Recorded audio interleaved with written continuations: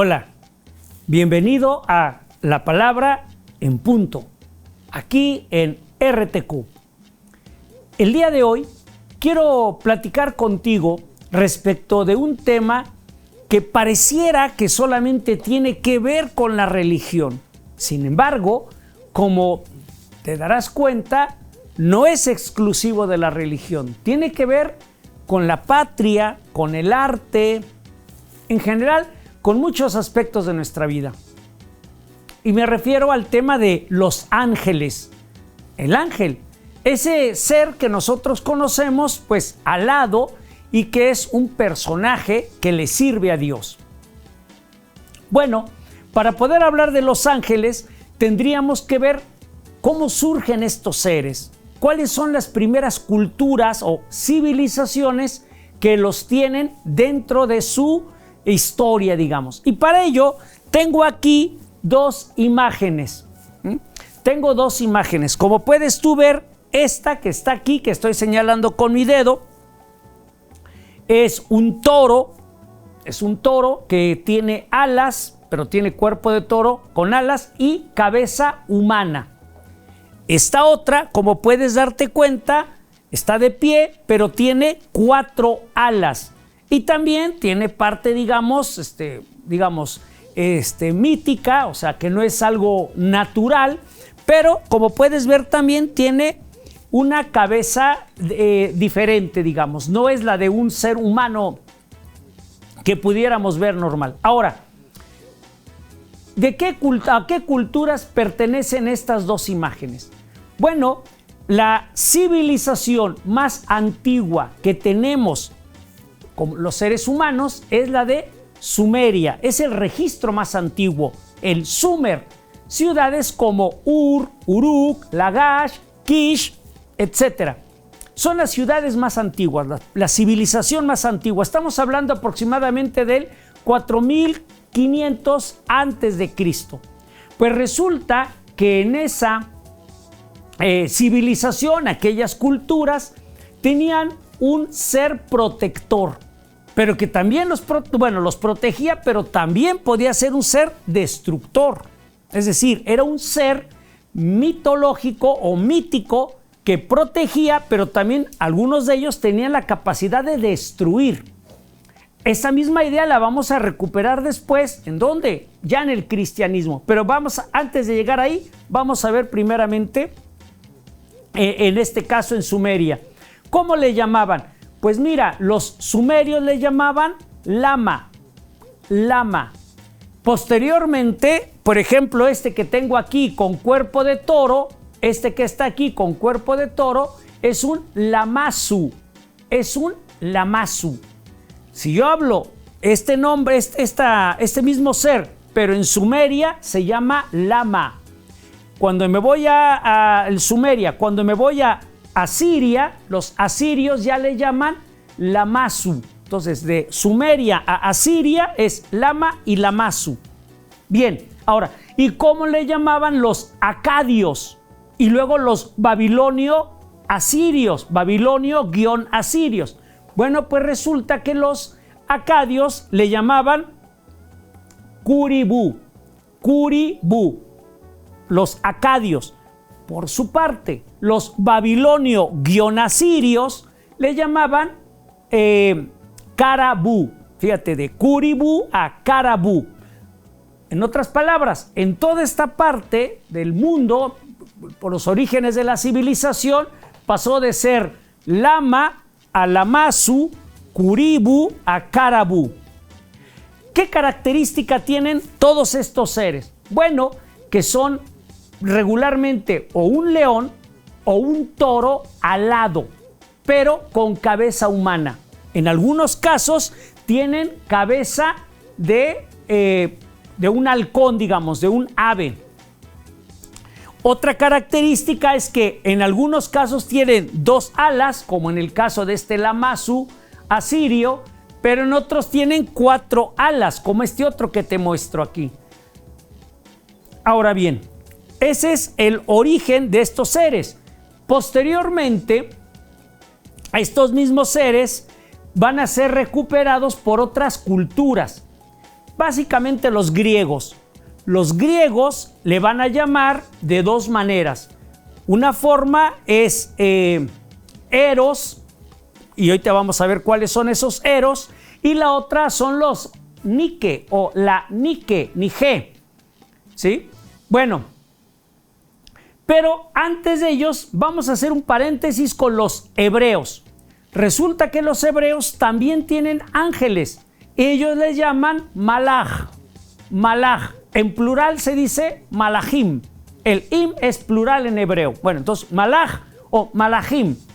Y estos seres, a diferencia de los que tienen los asirios, los babilonios, los sumerios, pues ya no van a tener tanto estas características. Sin embargo, sí hay una cierta, fíjate, una cierta influencia, y eso lo podemos ver en que los antiguos hebreos todavía adoraban al toro o al buey.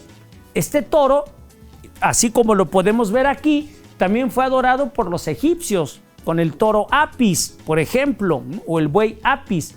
También está entre los hebreos, también está entre los asirios, los babilonios. Es decir, es un ser mítico para los primeros pueblos.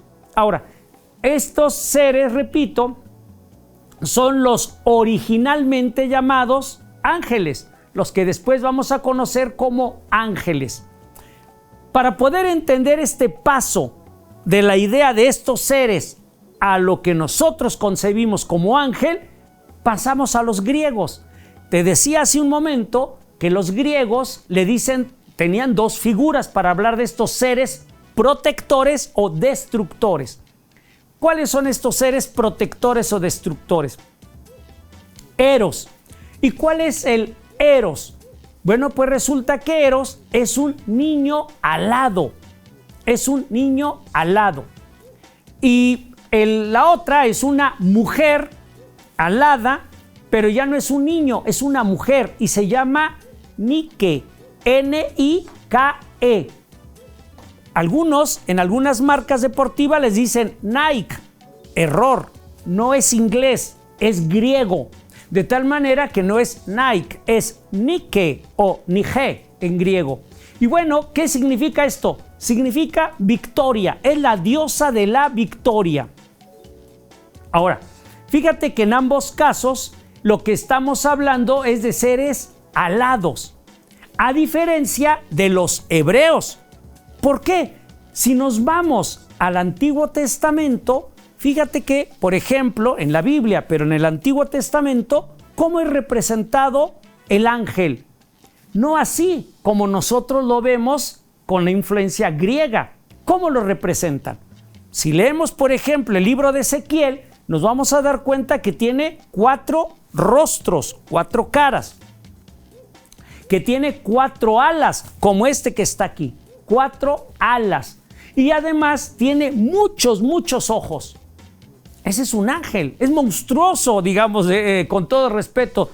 Imagínate un ser con 4 rostros, muchos ojos y 4 alas, y además de fuego, es fuego. Bueno, pues es un ser monstruoso, digamos, ¿no? Entonces, ¿cómo podríamos ver el ángel? A veces lo vemos así en el Antiguo Testamento, pero no siempre. Por ejemplo, cuando se le aparecen a Abraham unos ángeles para avisarle que va a ser padre y su esposa Sara va a concebir un hijo que va a ser el futuro Isaac, ¿cómo se aparece? Como seres humanos, sin alas, como seres humanos. Lo mismo va a suceder cuando se le aparecen a Lot en Sodoma. ¿Cómo se le aparecen? Como seres humanos, sin alas.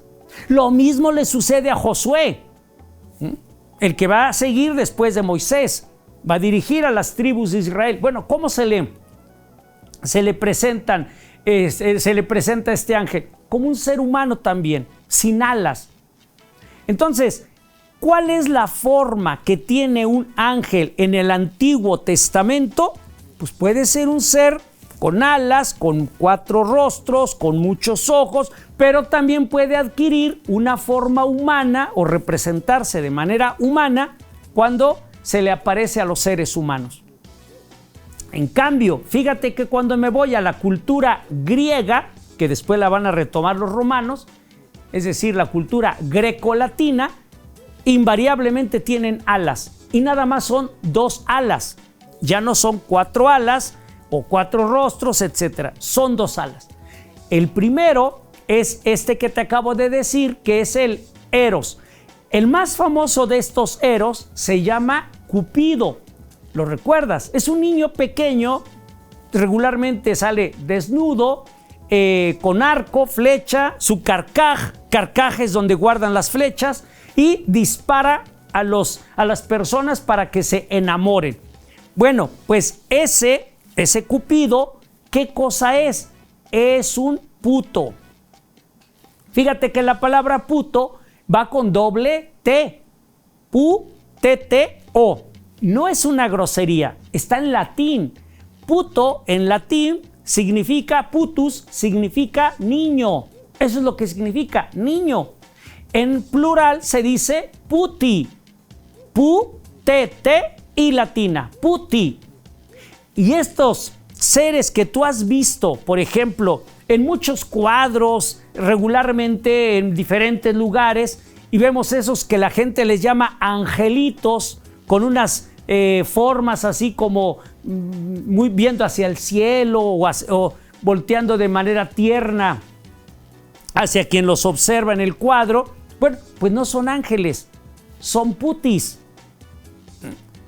Estos putis realmente, repito, no son ángeles por una sencilla razón, porque están representando a Eros, y Eros es de la cultura griega, que después van a retomar los romanos. Ahorita vamos a ver cuándo es que en la cultura cristiana, ¿no?, o la cristiandad, retoman a los putis o toman a los putis para poder ejemplificar a los ángeles. Ahorita te voy a decir en qué época llega eso. Bueno, te dije que había 2 en el caso de la cultura greco-latina, los putis, pero por otro lado también está, te decía, la Nike o Nike, no Nike, porque no es inglés, es griego. Nada más que a veces todo lo que vemos como palabra extraña creemos que es inglés y le queremos dar una entonación, una pronunciación en inglés. No, es griego. ¿Y quién es Nike?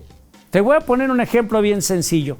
¿Te has fijado que en nuestro país, en la capital, en la Ciudad de México, en el mero centro de la Ciudad de México, hay una estatua que le dicen el ángel de la libertad? Que cuando gana la selección mexicana o cuando hay una manifestación, etcétera, van al ángel y se manifiesta ahí la gente. Bueno, pues resulta, fíjate cómo le llaman las personas, el ángel de la libertad, o sea, un ángel protector, un ángel protector. Bueno, pues resulta que este ángel, realmente la estatua, digamos, o representa a Nike, la diosa de la victoria.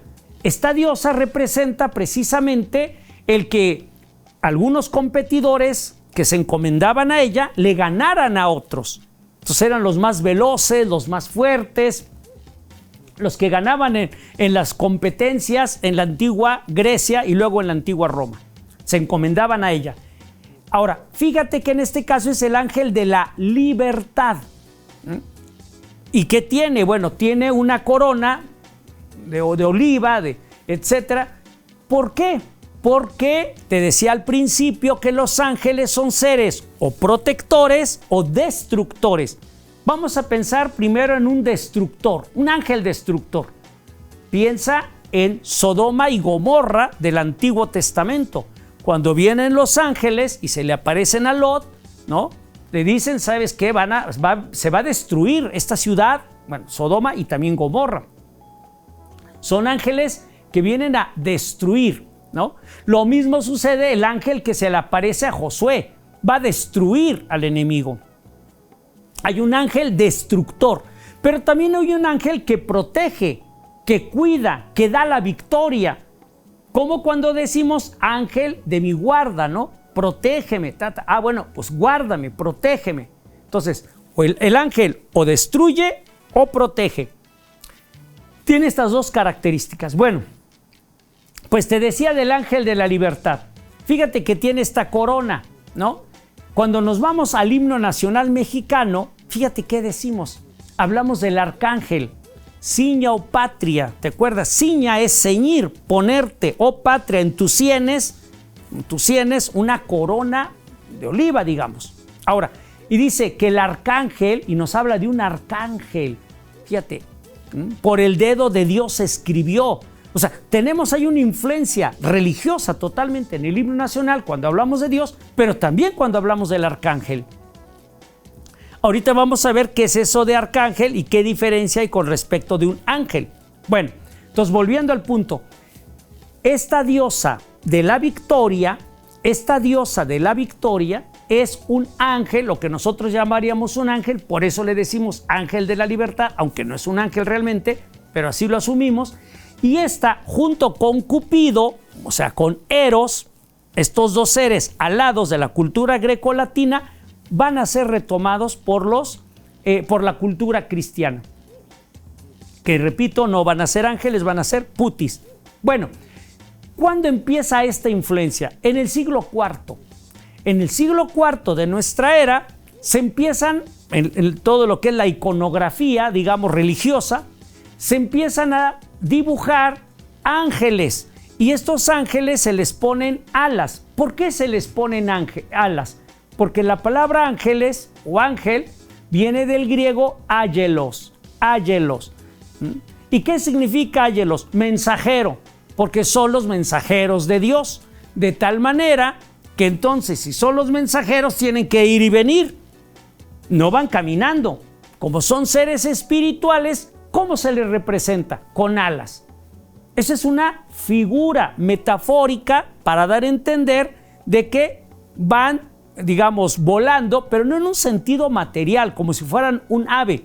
Las alas, en todo caso, representan metafóricamente esta posibilidad de ir y venir por el espacio, digamos, ¿no? Bueno, por eso se les pinta con alas. Entonces, en el siglo IV se empiezan a pintar los ángeles con alas, porque son mensajeros. Después llegamos a la Edad Media. ¿Y qué pasa en la Edad Media? En la Edad Media son representados regularmente como jóvenes, adolescentes, rubios, de ojos azules y también con alas. ¿Por qué se les representa jóvenes? Y sin barba además. Sin barba y jóvenes. ¿Por qué? Porque lo que quieren dar a entender en ese momento, en la Edad Media, tanto en la Baja Edad Media como en la Alta Edad Media, es decir, del siglo V más o menos al siglo XV, lo que quieren representar es la juventud, digámosle entre comillas, eterna de los ángeles. ¿Por qué? Porque al no ser seres materiales, no envejecen. Fíjate, no crecen, no envejecen, no mueren.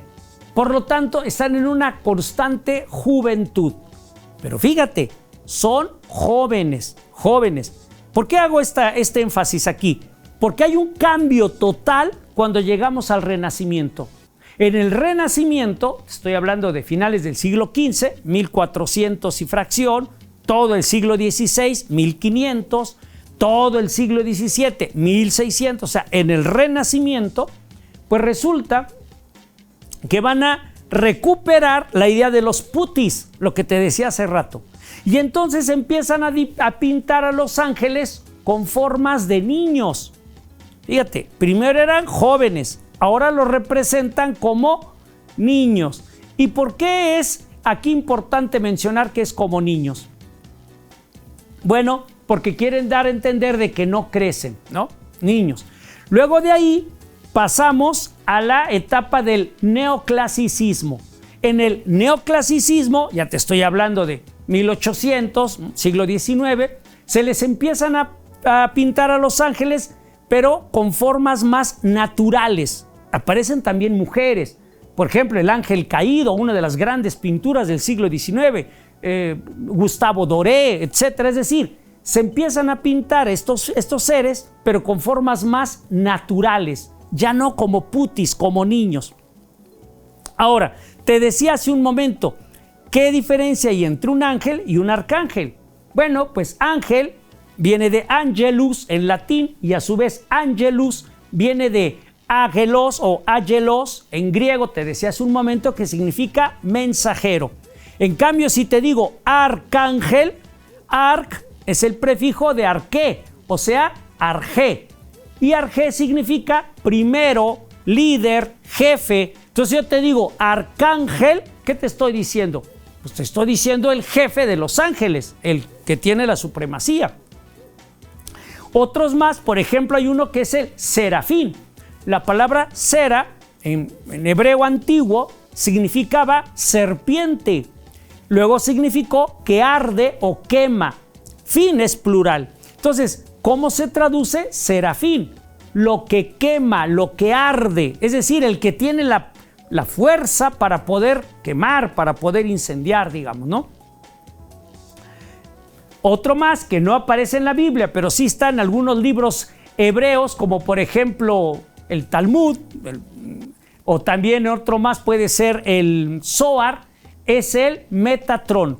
Meta es más allá, Trón es de trono, es decir, el que está más allá en el trono, el jefe de los ángeles.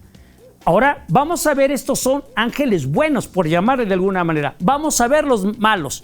¿Cuáles serían los malos? Fíjate que si yo te digo en hebreo, se dice Satán. Satán está en hebreo, no Satanás, eso ya es castellanizado. Satán es hebreo.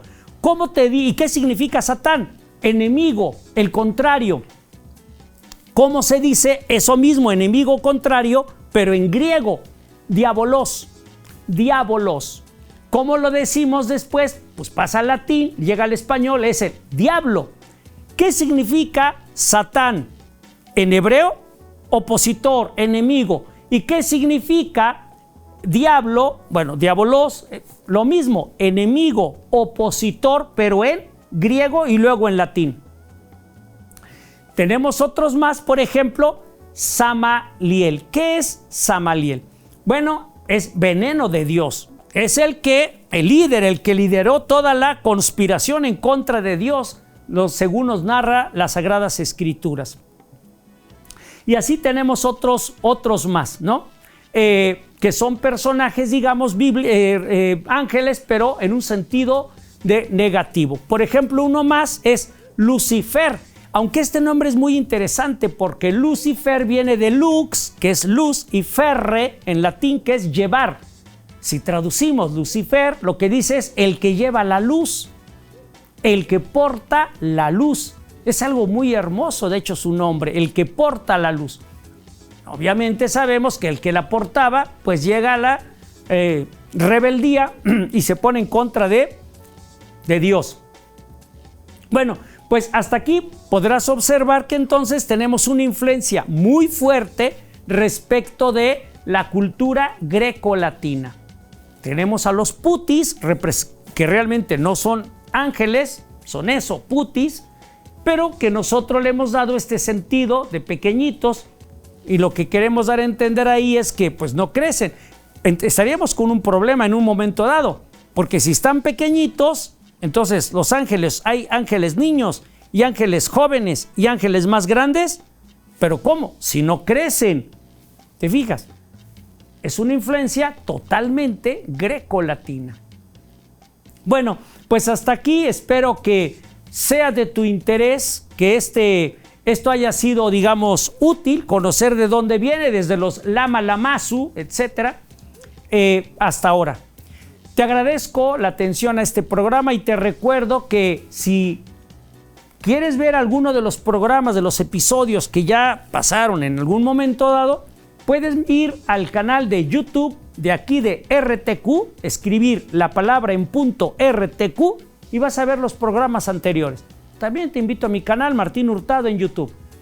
Me da mucho gusto saludarte y nos vemos en una siguiente emisión de La Palabra en Punto. Hasta entonces.